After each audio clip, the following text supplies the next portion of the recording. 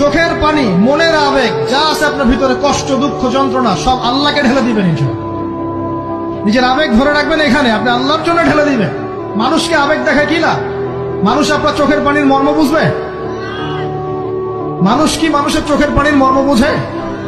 আপনার পিতা যদি মারা যায়, আমার কাছে এসে দোয়া চান, কান্নাকাটি করে, আমি দোয়া করতে পারবো, কিন্তু আমি কিন্তু আপনার ফিলিংসটা বুঝতে পারবো না।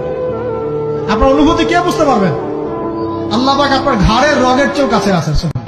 মানুষের দুর্ব্যবহারে কষ্ট পাবেন না।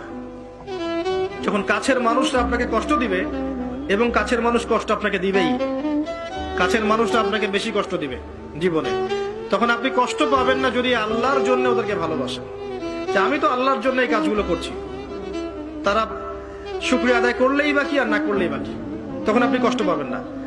দুইজন ব্যক্তি যারা আল্লাহর জন্য পরস্পরকে মহব্বত করে, এই দুইজন মানুষকে আল্লাহ পাক আরশের ছায়া ছায়া দিবেন। পারা যাবে ইনশাআল্লাহ। হতাশ হব না আমরা ইনশাআল্লাহ। একবার, খালি একবার যদি তওবা করে ফিরে আসি, আল্লাহ পাক দুনিয়াও দিবে ইনশাআল্লাহ, আখিরাতও দিবে ইনশাআল্লাহ। খালি একবার বলতে হবে আস্তাগফিরুল্লাহাল্লাযী লা ইলাহা ইল্লা হুয়াল হাইয়ুল কাইয়্যুম ওয়া আতুবু ইলাইহি। আল্লাহ, জীবনে যা পাপ করেছি মাফ করে দাও, আগামী জীবনে হায়াতের রিজিকে বরকত দাও, এবং পুরো জীবন যেন ইসলাম পালন করতে পারি, প্রচার করতে পারি, প্রসার করতে পারি, মানুষের মাঝখানে দিনের ভালো কথা বলতে পারি, আল্লাহ পাক দিনের বিজয় যেন অংশ নিতে পারি, সে তৌফিক আল্লাহ পাক দান। জেনে রেখো, যেটা তুমি পাওয়া এটা তুমি কোনোদিন হারাবা না। যেটা তোমার হওয়ার কথা ছিল ওটা তুমি কোনোদিন মিস করবা না।